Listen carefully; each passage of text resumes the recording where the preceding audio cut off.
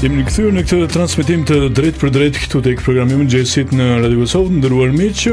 Si ju kemi thënë, pjesa e dytë e programit do t'i kushtohet më tepër 23 prillit, që shënon ditën botërore të librit. Ju kujtojmë edhe një herë, data 23 prill është shpallur si dita botërore e librit me 15 nëntor të vitit 1995 me një rezolut të UNESCO-s, pasi u morën në konsiderat faktet që libri ka qenë historikisht instrumenti më i fuqishëm i shpërndarjes së njohurive dhe mjeti më efikas sigurisht për të siguruar ruajtjen e këtyre njohurive. Neve do të flasim edhe në vazhdim për librin dhe për romanin Dritarja e Marin Shkrelit të autorit Ndue Ukaj, i cili do të promovohet sot në bibliotekën Hivzi Sylejmani në Dardani këtu në kryeqendër. Zoti Ukaj, mirëmëngjes dhe mirë se erdhe këtu tek programi i mëngjesit. Mirëmëngjes, kënaqësi që jam me ju këtu dhe po bisedojmë për librin, për këtë instrument kaq të rëndësishëm të shoqërisë njerëzore në ditë shenjtë për mendimin tim. Për shoqërinë njerëzore. Si që tham, historikisht instrumenti më i fuqishëm i shpërndarjes së njohurive. Po, padyshim, teksa po lexoja ju më kujtua një shkrimtar që kam për zemër, Herman Hesse, i cili thotë nga gjitha instrumentet që ka shpik njeriu, nga gjitha vlerat që ka kriju, libri është krimi më i bukur i tij që nuk e ka përfituar prej natyrës. Dhe historikisht është e vërtetë se libri është zgjatimi i kujtesës, është një prej strumbullore themelore që e ka emancipu shoqërinë njerëzore.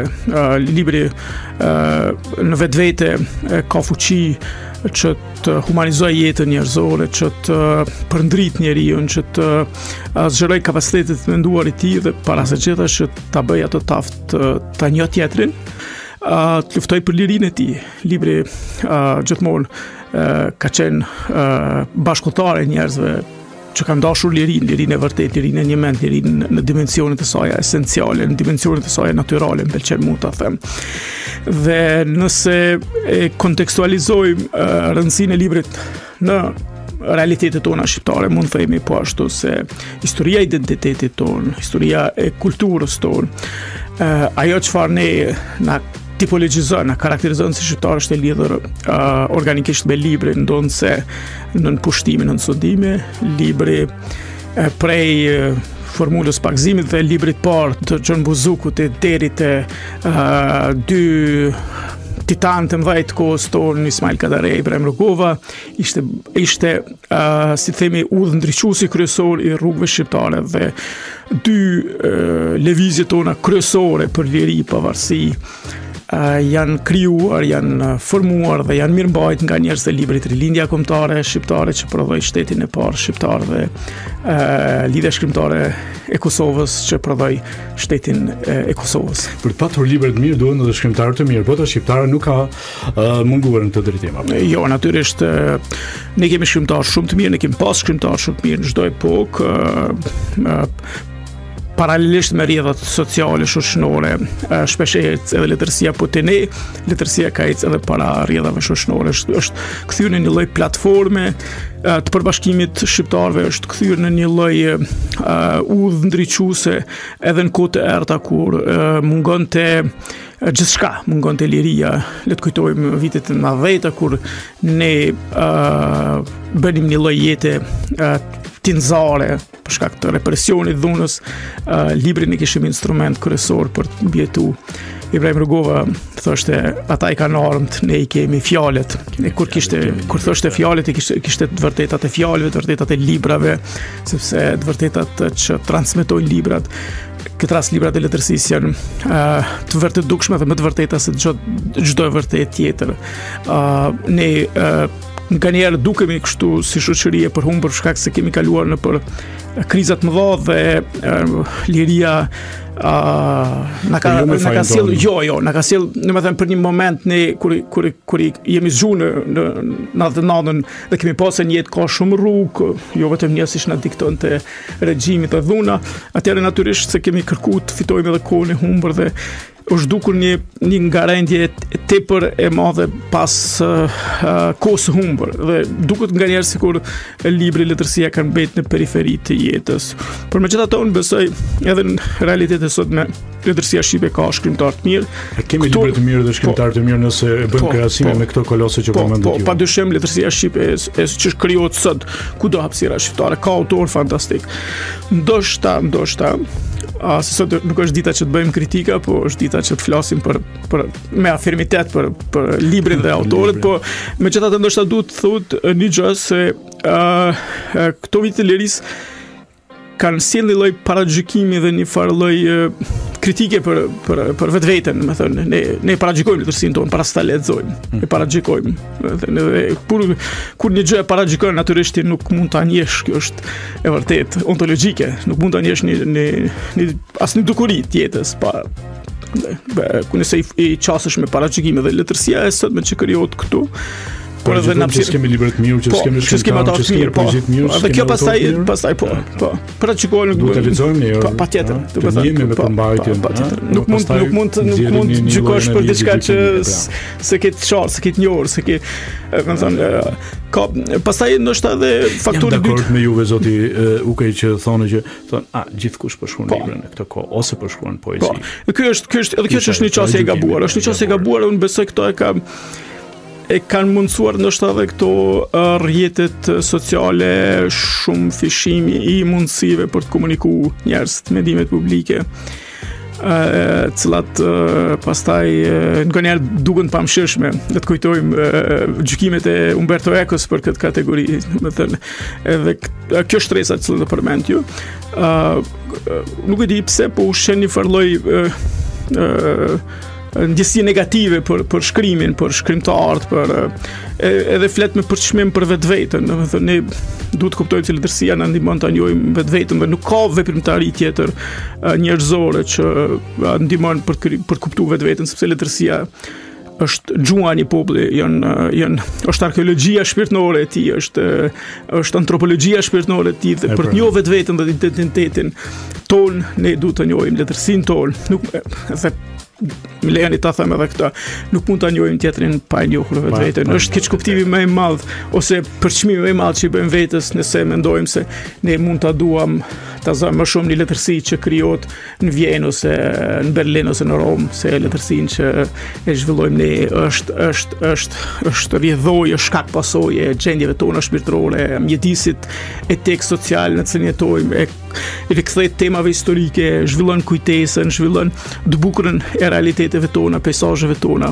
Dhe ne kemi çka të tregojmë. Unë besoj se letërsia shqipe e Kosovës ka çka të tregojë, nuk pëlqen kështu me terma të mos jemi të qartë, ti daj letërsia shqipe është një, kudo që zhvillohet në Maqedoni, në Shqipëri, në Valzin, në hapësira tjera është një. Megjithatë që kemi libra të mirë dhe shkrimtar të mirë, po lexohet libri sikur dikur. Unë besoj se lexohet, nuk di të them si dikur, sepse matjet e botimeve. Prezent kemi lexuar më shumë. Po. Padyshim, sepse rilindja ishte një ndërmarrje shumë e madhe dhe mundësia për të mbërritur libri ishte ndoshta më e lehtë. Po unë besoj edhe në realitet sot me ka lexues, unë jam i kënaqur me ata që lexojnë, që flasin për letërsinë shqipe, që lexojnë letërsinë shqipe, ka lexues. Ndoshta mungojnë ato hallkat kryesore që e kanë ndërprer ciklin e edukimit për leximin që janë shkollat fillore dhe shkollat e mesme.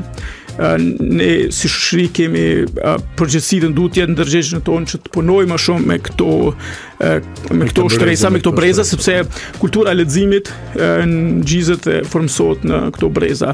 Dhe ndoshta edhe këtu shteti duhet të jetë më i përgjegjshëm, më i vëmendshëm, që të stimuloj me subvencionime të ndryshme e këto veprimtari se janë shumë të shëndetshme. Studimet e shumta që bëhen nëpër botë tregojnë se leximi rrit empatinë, leximi rrit kapacitetet e të menduarit për çdo fushë, jo vetëm për libra. Domethënë një lexues i mirë bëhet edhe fizikant i mirë, bëhet edhe matematicien i mirë, bëhet edhe doktor i mirë, domethënë. Edhe gazetar i mirë. Edhe gazetar, natyrisht më gazetar është gazeteria, letërsia ka një farë bashkëjetese, janë të shumë gazetar të famshëm janë bërë edhe shkrimtarë të jashtëzakonshëm. Hemingway, Zoti Win, me minutat ecin shumë shpejt. Samir që folën përgjithësi edhe për librin në ditën ndërkombëtare të librit, shumë shkurt pak për romanin tuaj Dritare e Marin Shkrelit, i cili do të promovohet sot në bibliotekën Hifzi Sulemani, një libër i botuar kohë më parë. Sot do të promovohet me rastin e... Po, sot është dita ndërkombëtare e librit dhe biblioteka Hifzi Sulemani, drejtoresha e saj poetja Naime Beqiraj ka shpreh dëshirë dhe vullnetin që në kuadër të aktiviteteve të kulturës që zhvillohen sot kryeqyteti dhe biblioteka të ketë edhe librin tim, romanin tim Dritare e Marin Shkrelit, që është botuar vitin 2023 nga shtëpia e njohur botuese më e njohur shqiptare Onufri. Ky roman tashmë është botuar është promovuar disa herë në Shqipëri, në kënd është lexuar, për të ka pasur shumë vlerësime publike nga profesor, nga autor të ndryshëm.